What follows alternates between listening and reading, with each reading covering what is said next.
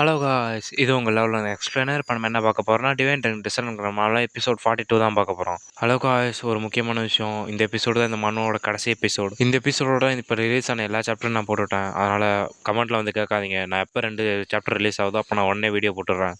அதனால் உங்களுக்கு எந்த மனோ நான் போடணும்னு தோணுதோ அந்த மான்வை கமெண்ட் பண்ணுங்கள். அந்த மான்வை வேறு யாரும் போடலன்னா கன்ஃபார்ம் நான் எடுத்து போட பார்க்குறேன். அப்போ வாங்க இப்போ வீடியோ போகலாம். எபிசோட் ஸ்டார்டிங் சீன்லேயே இவங்க 2 பேர் தான் காட்டாங்க. மிஸ்டர், நான் தெரிஞ்சுக்கொள்ள நிறைய விஷயம் இருக்குது. ஃபஸ்ட்டு டார்க்னஸ்னா என்னன்னு சொல்லுங்க. டார்க்னஸா? அது நல்ல கேள்விதான். அந்த உலகத்துல இந்த உலகத்துல 2 உலகத்துலயுமே டார்க்னஸ் இருக்கு. அது ரொம்ப ஃபெமிலியரா இருக்கு, ஆனா டிஃப்ரெண்டாவும் இருக்கு. இந்த டார்க்னஸ் எல்லா உலகத்துலயும் இருக்குமா? இது என்ன ஒரு பேராசைட் மாதிரியா? பேராசைட் இது ஒரு நல்ல வழிதான். கரெக்டா சொன்ன சிவசி. ஹியூமனுக்கு அப்பாற்பட்டு ஸ்பேஸ்ல வந்தது தான் இந்த டார்க்னஸ். Asian space disable. நீங்க சொல்றது ஒன்றும் புரியல. இந்த உலகத்துல வெறும் பேராசைட்டா மட்டும்தான் இருக்க முடியும். எக்ஸாம்பிளா மற்ற உலகத்துல உள்ள கிரேச்சரை நீ பார்த்துருக்கல, அது பேராசைட்டா ஆனதுக்கு அப்புறம் தான் உங்க உலகத்துல அதை டார்க்னஸ்னு சொல்றீங்க. அதனால தான் எனக்கு ஒரே மாதிரி சென்ஸ் இருந்ததா? எங்கள் உலகத்தில் இருக்கிற டார்க்னஸ் மற்ற உலகத்துலேருந்து உருவாக்குனதா? மற்ற உலகத்தில் காப்ளின், என் உலகத்தில் டார்க் காப்ளின். அதேமாரி இந்த இடத்துல ஸ்பைடரும் உல்ஃபும் கூட இது எல்லாமே ஸ்பேஸ்லேட் வந்ததா?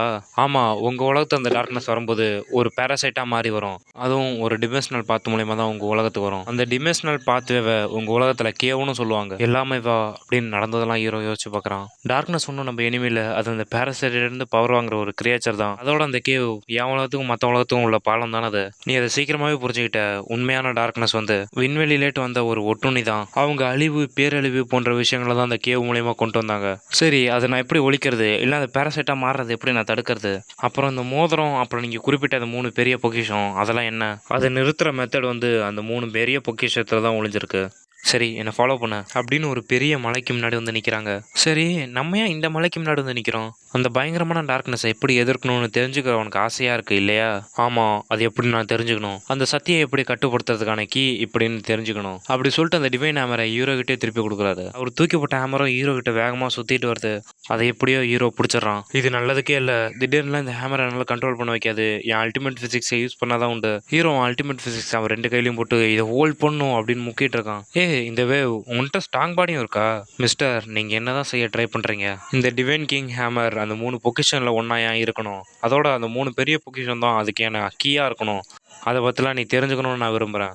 அப்படி சொல்லிட்டு ஒரு பெரிய மேஜிக் பவர் அவர் கையில் கொண்டு வர்றாரு. இது ரொம்ப பயங்கரமான எனர்ஜியாக இருக்குது. இது மட்டும் என் பாடியில் பட்டா என் பாடியே கருகி போகிற மாதிரி ஃபீல் ஆகுது. அப்படிப்பட்ட எனர்ஜியை இந்த அனுபவிச்சு பாரு அப்படின்னு அவர் தூக்கி போட்டுறாரு. அதுவும் ஹீரோ கிட்ட வருது. அப்படி வந்த எனர்ஜி ஹீரோ உடம்புக்குள்ளே போயிடுது. அதை பார்த்த ஹீரோவும் இப்போ என் உடம்புக்குள்ளே ஓஷன் போல் எனர்ஜி ஃபீல் ஆகுது அப்படி சொல்லிட்டு பயங்கரமாக கத்துறான் ஹீரோ.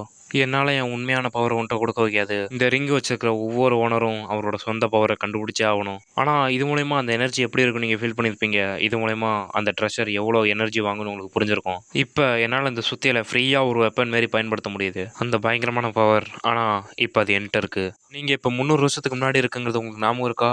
இப்போ இந்த மலை தான் ஃபியூச்சரில் ஒன் ஸ்ட்ரைக் மவுண்டனாக மாறப்போகுது. இதுதான் ஃபியூச்சர் ஒன் ஸ்ட்ரைக் மவுண்டனா இருக்கலாம். இப்போ ஃபீல் பண்ணி பாரு அந்த ட்ரெஷரோட பவரை. இப்போயா?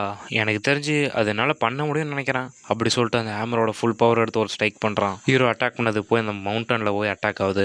இதுதான் டார்க்னஸ் எதிர்க்கிற உண்மையான சக்தி. இந்த அளவிலான சக்தியை தேடுறதா இனிமே என் பொறுப்பு. ஆமாம், இந்த அளவு பவரை தேடுறதான் அந்த லிமிட்லெஸ் ரிங்கோட ஓனரோட மிஷின். இது மூலயமா நீ டார்க்னஸ் எதிர்க்கலாம். நீ தான் அந்த ஒன் ஸ்டேக் மவுண்டனையே உருவாக்கியிருக்க. அந்த மவுண்டனை காட்டுறாங்க, அதில் அந்த பெரிய ஓட்டை அது ஹீரோ தான் கிரியேட் பண்ணுது. இதுதான் ட்ரெஷரோட பவரா? இதுதான் ட்ரெஷரோட ஃபுல் பவராக இருந்தது. வானத்தையும் பூமியை அழிச்சு நிலத்தையே மாற்ற அழுவது பவர் வச்சிருந்தது. அந்த பெரிய 3 பொக்கிஷங்களில் இந்த டிவைன் ஹேமரும் ஒன்று நீங்கள் சொன்னீங்கல்ல? ஆமாம், divine king hammer, star stuttering staff, அப்புறம் பிரைட் ஹோலி மூன் ஸ்வாட், அப்புறம் இந்த ரிங் டிரான்ஸ்போர்ட் பண்ணுறதுக்கு. அதை வச்சு அந்த இன்னொரு உலகத்துக்கு போய் அந்த 3த்தையும் தேடுங்க. அதை வச்சு உண்மையான பவரை தெரிஞ்சுக்கங்க. ஃபியூஷன் பண்ணால் தான் ட்ரூ பவர் கிடைக்குமா? அப்போ என்னோட மிஷின் இந்த ட்ரெஷர்லாம் கண்டுபிடிச்சி அதை ஃபியூஷன் பண்ணி உண்மையான டார்க்னஸை போக்குறது. அந்த மோதிரம் உங்கள் தேர்ந்தெடுத்ததுலேருந்து, இல்லைனா நீங்கள் அந்த மோதிரத்தை எடுத்து போட்டதுலேருந்து அந்த பொறுப்பு இனிமேல் உங்களுது. அதனால் அந்த இன்னொரு உலகத்துக்கு போய் மீதம் இருக்கிற 2 ட்ரெஷரையும் கண்டுபிடிச்சி அதை ஃபியூஷன் பண்ணி உண்மையான பவர் தெரிஞ்சுக்கிட்டு அந்த டார்க்னஸை பற்றி எல்லாத்தையும் தெரிஞ்சுக்க. சரி, நீங்கள் ஏன் அதை ஃபியூஷன் பண்ணல? அப்புறம் இந்த ரிங்கை ஏன் அந்தமாரி காஞ்சு போன கிணத்துல விட்டுங்க? ஏன்னா நான் ஏற்கனவே ரொம்ப நாளைக்கு முன்னாடி செத்துட்டேன். ஏன்னா அதனால தான் அந்த ஸ்கெலிட்டன் அந்த ரிங்கை போட்டிருந்ததா? நீங்கள் என்ன இப்போ பார்க்குறது நான் ரொம்ப நாளைக்கு முன்னாடி விட்டுட்டு போனேன் என் ஃபைனல் மூமெண்ட்டை தான். உண்மையான நான் ரொம்ப நாளைக்கு முன்னாடியே எலும்பு கூட மாறிட்டேன். அப்படியா, என்னை மன்னிச்சிருங்க. சாரிலாம் கேட்க வேண்டிய அவசியம் இல்லை. இந்த லிமிட்லெஸ் ரிங்கோட சக்ஸஸருக்காக தான் இங்கே நான் இன்னும் வெயிட் பண்ணிட்டு இருந்தேன். உங்களை மாரி ஸ்ட்ராங்கானவங்களால கூட அந்த டார்க்னஸ் எதிர்க்க முடியலையா? எப்படி உங்கள் ப்ரெசன்ஸை மட்டும் இங்கே விட்டுட்டு போனீங்க? அப்போ உங்கள் ஃபுல் பாடி எங்கே இருக்குது? அதோட எனக்கு தெரிஞ்ச எஸ்ராங் கண்டரோட நீங்கள் ரொம்ப ஸ்ட்ராங்காக இருக்கீங்க. நான் அந்த 3 பெரிய ட்ரெஷரையும் சேகரித்தேன். அதை ஃபியூஷன் பண்ணுறது எப்படின்னு தெரில. அதோட டார்க்னஸ் நான் ஃபாலோ பண்ணிட்டு இருந்தது. அதனால தான் நான் தோற்று போனேன். அந்த பவர் நீங்கள் நினைக்கிறதோட ரொம்ப ஸ்ட்ராங்கானது. அந்த டார்க்னஸ் பேராசைட் மட்டும் இல்லை, அது ஒரு பேரழிவே ஏற்படுத்துகிற அளவு ஸ்ட்ராங்கானது. நான் வேணா டிஃபீட்டாக இருக்கலாம், ஆனால் உன்னோட விதி வேற மாதிரி இருக்கும்னு நினைக்கிறேன். இருந்தது டார்க்னஸ் உங்கள் பின்னாடி இருந்ததா? அதோட இந்த 3 பெரிய ட்ரெஸ்ஸனோட ஃபியூஷனா? நீங்கள் தான் உங்களுக்கு தேவையான ஆன்சரை கண்டுபிடிக்கணும். நான் வேறு கைடு மட்டும்தான். உங்களுக்காக என்னால் செய்ய முடிஞ்ச ஒரே ஒரு விஷயம் இதுதான். நான் பாஸ் பண்ணக்கூடிய விஷயம் ஸ்கில் எவன் ஓப்பன். நீங்கள் ஹேமரை கூப்பிட்றது மூலயமா எவன் அண்ட் எர்த்தையும் டிஸ்ட்ராய் பண்ணுற அளவு உங்களுக்கு பவர் கிடைக்கும். அப்படி சொல்லிட்டு எவன் ஓப்பன் அப்படிங்கிற ஸ்கில்லை கொடுக்குறாரு. இதை வச்சு தானே அந்த ஒன் ஸ்டேக் மவுண்டனையே கிரியேட் பண்ணீங்க. ஆமாம், இப்போதைக்கு நீ விரும்பி அப்படிலாம் அந்த சுத்தியில் கூப்பிட்ற அளவு உன்ட்ட சக்தி இல்லை. இதை நீங்கள் யூஸ் பண்ணுறது மூலயமா உங்கள் சுத்தியை யூஸ் பண்ணும்போது ஏற்படுற அந்த உங்கள் சோலும் எனர்ஜியும் எண்டாகிற அளவு போகிற அளவு இது கொஞ்சம் குறைக்கும். அதோட நீங்கள் ஸ்ட்ராங்காக இந்த ஸ்கில்லும் ஸ்ட்ராங்காகும். இதுதான் என்னோட ப்ரௌடான ஸ்கில். தேங்க்யூ, இதை நல்லாவே நான் பயன்படுத்துகிறேன். யோஷி, நீ போக வேண்டிய தூரம் இன்னும் நிறைய இருக்குது. நீ நினைக்கிறதோட இன்னும் அதிகமாக இருக்குது. அந்த நேரத்தில் ஹீரோ மிஸ்டர் அப்படின்னு சொல்கிற நேரத்திலே அவனை வெளியே தள்ளுறாரு. ஹீரோ அப்படி வெளியே போயிட்டு இருக்க நேரத்திலே நீ போகிற மிஷின் ஒரு அழிவாக இருக்கலாம், இல்லை உனக்கு மரியாதை தேடி தரலாம். நம்மளுக்கு விதி இருந்தால் நம்ம மறுபடியும் சந்திப்போம். அப்படி அவர் சொன்னதும் ஹீரோ அதில் விட்டு வெளியே வரான். ஹீரோ வெளியே பார்த்ததும் அங்கே பாருங்க அவன் வெளியே வரான். சொல்லு, உள்ள என்ன நடந்துச்சு? ஆமா, உள்ள என்னதான் நடந்துச்சு? உள்ள என்ன நடந்துச்சுன்னா எங்கள்கிட்டலாம் மறைச்சிட்டு இருக்காத. நாங்கள் நிறைய எஸ்ராங்கன்ட்டர் அதை ட்ரை பண்ணி பார்த்தோம், திறக்க முடியாத கதவு. அப்படி உள்ள என்னதான் நடந்துச்சு?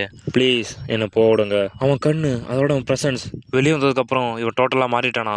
உள்ள என்ன நடந்துச்சு? டார்க்னஸ் பற்றி ஏதாவது சொன்னாங்களா? இல்லையா? நான் ஒரு எஸ்ராங் அட்வென்ச்சரா உள்ள என்ன நடந்துச்சுன்னு பார்க்க எனக்கு ரொம்ப ஆர்வமாக இருக்கு. டார்க்னஸ்னால நிறைய பிரச்சனை ரொம்ப நாளாக நடந்துட்டு இருக்கு. அதனால உள்ள என்ன நடந்துச்சுன்னு தெளிவாக சொல்லு. டார்க்னஸ்ங்கிறது ஒரு வகையான ஓஸ்ட் தான். அவங்க பேரசைட்டாக மாற்றப்பட்டு ரொம்ப ஸ்ட்ராங் ஆகிட்டாங்க. இந்த டார்க்னஸ் உருவாக்குறான்ல அவன் தான் நம்ம உண்மையான எதிரி. அவங்க இன்னும் ஸ்ட்ராங்கான ஆளுங்க மூலயமா பேரசைட்டாக மாற்றப்பட்டாங்களா? டார்க்னஸோட ஸ்ட்ராங்கான ஒன்று தான் அதை கிரியேட் பண்ணிச்சா? அப்போ டார்க்னஸ் இன்னும் ஸ்ட்ராங்காக இருக்குமோ? இந்த பதிலை கேட்கறது என்னை ரொம்ப டிசப்பாயின்மெண்ட் பண்ணுது. குறைஞ்சபட்சம் இந்த க்ளோவாக கிடச்சத. இந்த ரிங்கை பற்றி எதுவுமே உங்கள்கிட்ட சொல்லக்கூடாது. என்னை ப்ரொடெக்ட் பண்ணுற அளவு நான் ஸ்ட்ராங்காக இருக்கிற வரைக்கும் எதையும் உங்கள்கிட்ட சொல்லக்கூடாது. இந்த 3 பேரும் இப்போ நினச்சா கூட என்னை உடனே கொண்டுடலாம். அந்த நேரத்தில் அந்த கதவு நொறுங்கி கீழே விழுவுது. அந்த டோர் கொலாப்ஸ் ஆகுது. அதோட பர்பஸ் முடிஞ்சதுனால அது கொலாப்ஸ் ஆகுதுன்னு நினைக்கிறேன். இந்த டோர் நொறுங்கிறதுக்கும் உங்களுக்கு ஏதாவது சம்மந்தம் இருக்கலாம். உள்ள வேற ஏதாவது நடந்துச்சா? எனக்கு தெரிஞ்ச எல்லாத்தையும் நான் முன்னாடியே சொல்லிட்டேன். டார்க்னஸ் பற்றி வந்து சொன்னாங்க, அதுக்கப்புறம் என்ன வெளியே தள்ளிட்டாங்க. சரி, நம்ம இங்கேட்டு கிளங்குவோம். இங்க இருந்ததெல்லாம் தெரிஞ்சதுனால அட்வென்ச்சர் இடையே டிஸ்கஸ் பண்ணலாம். யோஷி, நீ மட்டும் எங்கள் ஃபியூரன் கில்ல சேர்ந்தா நான் ரொம்ப மகிழ்ச்சியாக இருப்பேன். உன்னை பெரிய எஸ்ராங் அட்வென்ச்சராக மாற்றுற பொறுப்பு எங்களுது. அதுக்கு தேவையான எல்லா முயற்சியும் எடுப்பேன். எங்கள் ஃபைனல் க்ளோரி கில்டும் பெரிய கில்டில் ஒன்று தான். இவன் சொன்ன எல்லாத்தையும் என்னாலும் செய்ய முடியும். அதனால் எங்கள் கில்டையும் கொஞ்சம் கருத்தில் வச்சுக்க.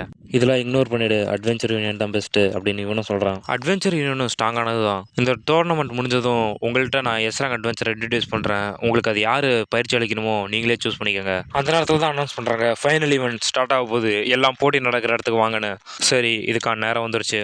நீ என்ன பண்ணுற நான் பார்க்குறேன். நீ அந்த பிளாட்ஃபார்முக்கு வருவேன் நான் வெயிட் பண்ணிட்டு இருப்பேன்.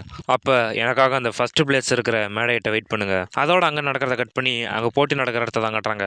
தேர்ட் ரவுண்ட் இப்போ ஆரம்பிக்க போகுது. நிறைய பேர் வித்ரா பண்ணிட்டு போதனால இப்போ வெறும் 10-12 பேர் தான் இருக்காங்க. என்ன சேர்த்துமே இங்கே 10 பேர் தான் இருப்பாங்க பிறகு. அப்போ இந்த ஈவெண்ட் சீக்கிரமா முடிஞ்சிடும் பிறகு. இவனும் ஹீரோவை கொல்ல போகிற மாதிரியே முறைச்சு பார்த்துட்டு இருக்கான். இப்போ என்னால் இவனை பற்றி பார்க்க வைக்குமா? எனக்கு தெரிஞ்சு அந்த ஐட்டம் ஒர்க் பண்ணுறத ஸ்டாப் பண்ணுச்சுன்னு நினைக்கிறேன். இதுக்கெல்லாம் நான் அவருக்கு தான் நன்றி சொல்லணும். அந்த நேரத்தில் அந்த சோலோவை ஃபர்ஸ்ட்ல இருந்தவனையும் காட்டுறாங்க. நான் நினச்ச மாதிரி தான் இவனும் நார்மல் அட்வென்ச்சரில் இவனும் ஒரு செகண்ட் அவைக்கினர் தான். ஆனால் இவன் அவனோட ஸ்ட்ராங்காக இருக்கான். 3வது ஈவெண்ட் டீம் டோர்னமெண்ட். இந்த ஈவெண்ட்டை பற்றி தெரிஞ்சுக்க எல்லாரும் அவங்கவுங்க இடத்துக்கு கரெக்டாக ரெடியாக வந்துருங்க. உங்களுக்கு நம்பிக்கை இருந்ததுன்னா இன்னொரு டீம்லேட்டு கூட உங்களுக்கு ஒரு ஆள் எடுத்துக்கலாம். இந்த மேட்ச்சில் நீங்கள் டிஃபீட் ஆகினீங்கன்னா நீங்கள் அடுத்த செகண்ட் எலிமினேஷன் ஆகிடுவீங்க. எந்த டீம் கடைசி வரைக்கும் இருக்கோ அந்த டீம் தான் ஜெயிச்சது. இந்த போட்டியில் நீங்கள் வெப்பன் யூஸ் பண்ணலாம், கொல்லவும் செய்யலாம். ஜெயிக்கிற டீம் அடுத்த டீம் கூட சண்டை போட்டுக்கிட்டே இருக்கணும். கடைசியில் எந்த டீம் இருக்கோ அவங்க தான் ஜெயிச்சாங்க. இதில் நீங்கள் உயிரோடு இருக்கிறதும் சாப்பிட்றதும் உங்கள் லக்கை பொறுத்து. உங்கள் எல்லாருக்கும் அதிக லக்கு இருக்கணும்னு நாங்கள் வேண்டிக்கிறோம். ஃபைனல் ஈவெண்ட் அவங்கவுங்க திறமையை பொறுத்து தான். இதில் தெரிஞ்சிடும் ஒவ்வொருத்தரும் எவ்வளோ ஸ்ட்ராங்காக இருக்காங்கன்னு. ஒவ்வொரு டீமும் அவங்களுக்கான நம்பரை ஒரு போட்டியில் எடுக்கிறாங்க. ஹீரோவுக்கு 3ஆம் நம்பர் இருக்குது. 3ஆவதால நான் அப்போ எனக்கு முன்னாடி சண்டை போகிறவங்களெல்லாம் என்னால் பார்க்க முடியும். ஃபர்ஸ்ட் பர்சன் ஸ்கல் நைட் கில்டை சேர்ந்த காய். ஜட்ஜு இருக்கிற இடத்த ஒருத்தன் சொல்கிறான். இந்த காய் இவன் ஒரு செகண்ட் அவுக்னர். இவன் ஒரு மான்ஸ்டர் மாதிரி இருக்கான். சோலோவாக வந்திருக்கான். அதோட இந்த 3 ஈவெண்ட்டில் அவனை எவனுமே தோக்கடிச்சதில்லை. எனக்கு தெரிஞ்சு இவன் தான் அந்த ஸ்கல் நைட் கில்டோட ட்ரம் கார்டாக இருக்கணும். அப்படி அவன் என்ட்ரி ஆனதும் ஆடியன்ஸ்லாம் சொல்லி குதிக்கிறாங்க. எந்த டீமில் அதிக பேர் இருக்காங்களோ அந்த டீமோட சண்டை போடும். அந்த சிடிஸ் அவன் டீமை நான் அப்புறமேட்டு பார்த்துக்கிறேன்.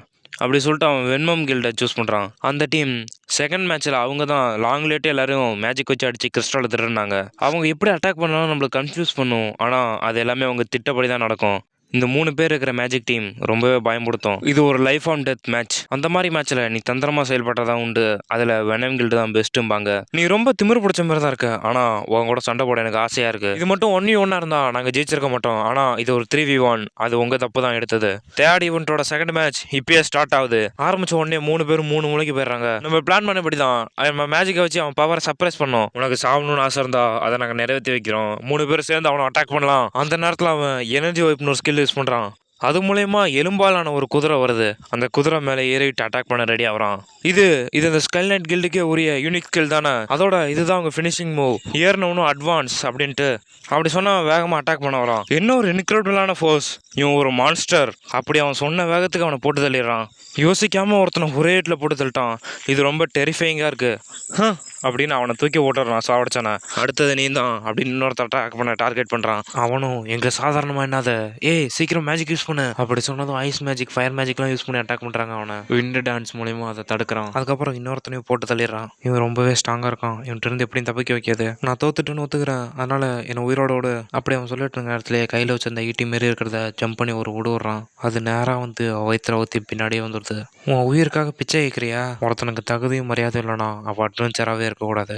ஃபர்ஸ்ட் மேட்ச் எண்டிங்கில் வின்னர்க்கா இவன் கூட செகண்ட் வைக்கினார் தான் இருப்பான். எனக்கு சுவேஷி மேலே தான் இன்ட்ரெஸ்ட் அதிகமாக இருக்குது. ஹீரோ இவனை பார்த்து இவர் ஸ்ட்ராங்காக தான் இருக்கான். ஃபர்ஸ்ட் மேட்சோட வின்னர் காய் செகண்ட் மேட்சுக்குள்ளே கலந்துக்கிறவங்களாம் வாங்க சீக்கிரம் அப்படி சொன்னதும் ஒரு 2 பேர் வந்து நிற்கிறானுவோ.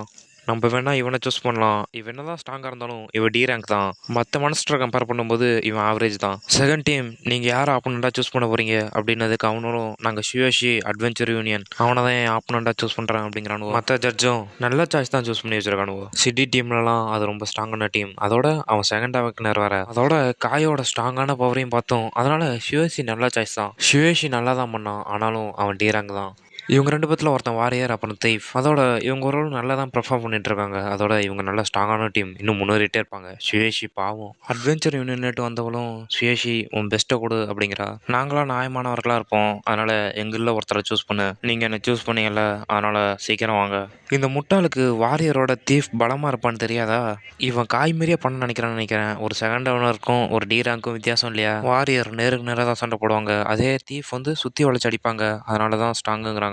ரெக்கார்ட்லாம் பிரேக் பண்ணதும் ஹீரோவுக்கு ஓவர் கான்ஃபிடென்ட் ஆயிடுச்சா? முட்டாள் நீ இன்னும் சீக்கிரம் சாகணும்னு நினைக்கிறியா?